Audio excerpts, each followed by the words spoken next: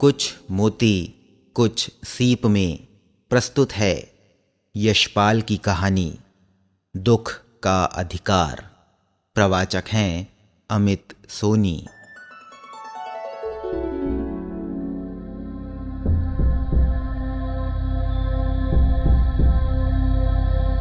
मनुष्यों की पोशाकें उन्हें विभिन्न श्रेणियों में बांट देती है।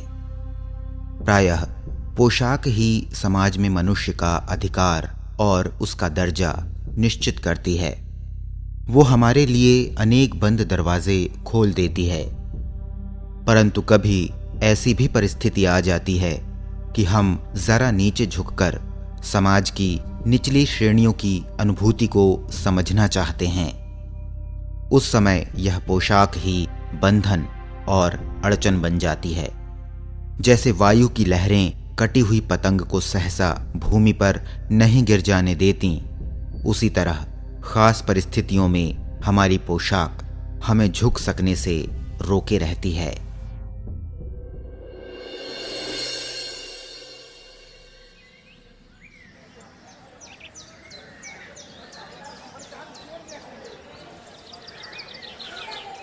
बाजार में फुटपाथ पर कुछ खरबूजे डलिया में और कुछ जमीन पर बिक्री के लिए रखे जान पड़ते थे।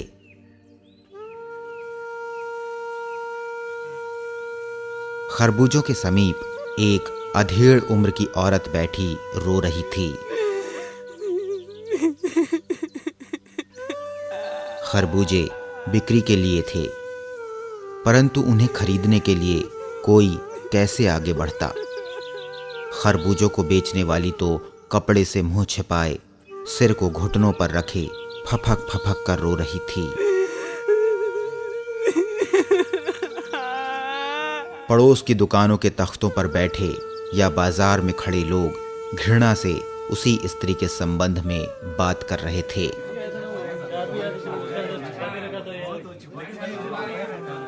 उस स्त्री का रोना देखकर मन में एक व्यथा सी उठी, पर उसके रोने का कारण जानने का उपाय क्या था। फुटपाथ पर उसके समीप बैठ सकने में मेरी पोशाक ही व्यवधान बन खड़ी हो गई।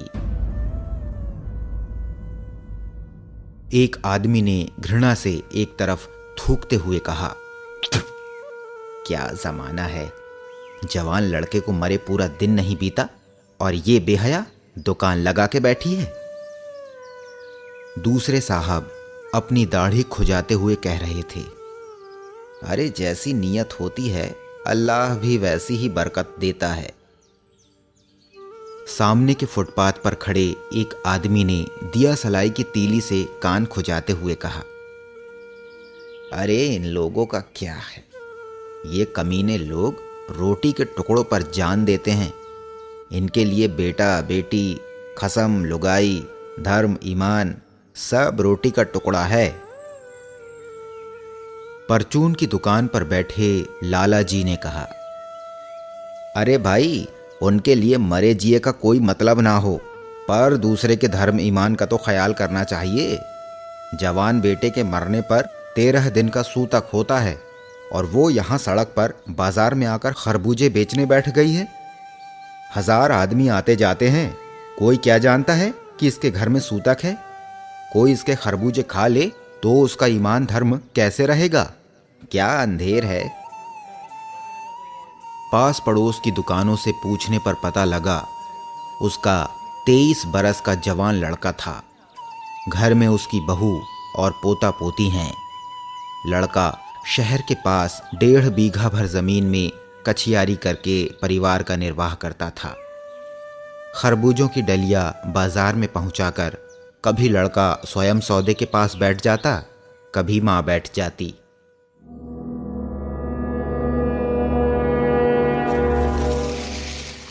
लड़का परसों सुबह मुंह अंधेरे बेलों में से पके खरबूजे चुन रहा था।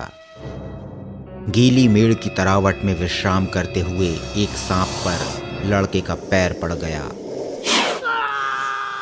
सांप ने लड़के को डस लिया।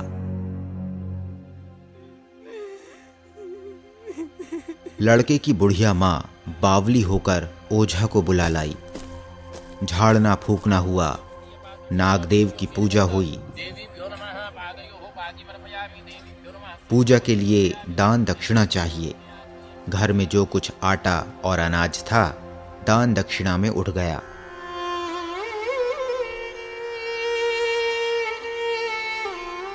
माँ, बहू और बच्चे भगवाना से लिपट लिपट कर रोए।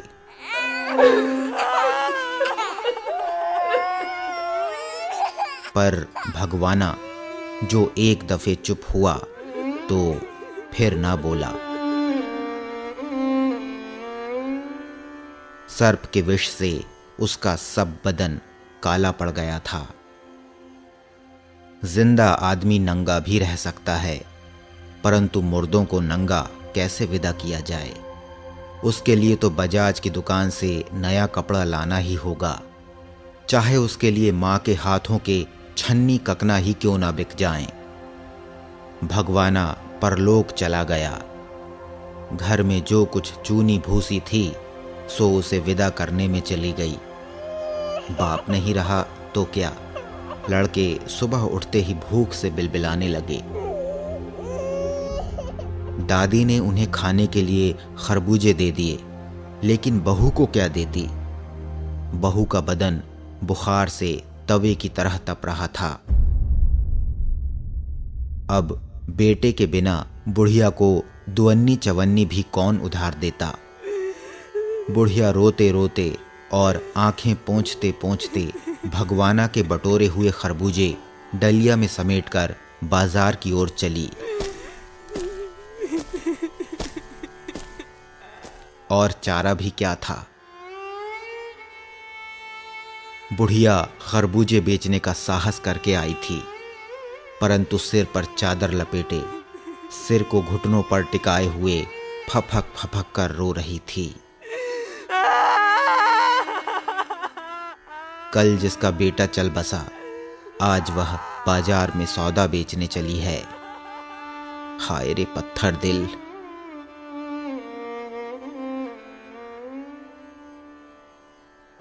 उस पुत्र वियोगिनी के दुख का अंदाजा लगाने के लिए पिछले साल अपने पड़ोस में पुत्र की मृत्यु से दुखी माता की बात सोचने लगा।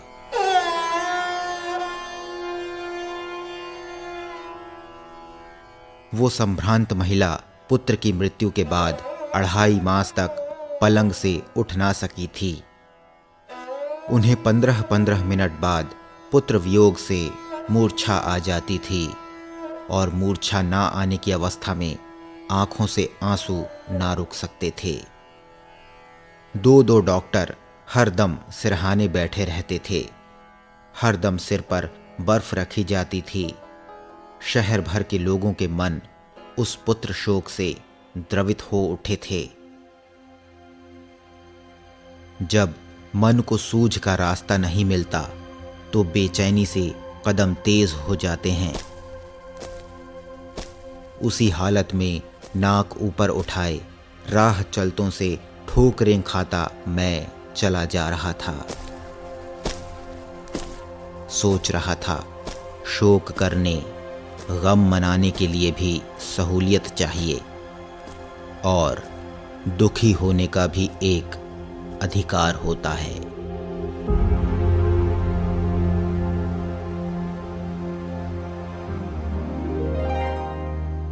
ये थी यशपाल की कहानी, दुख का अधिकार। प्रवाचक थे अमित सोनी।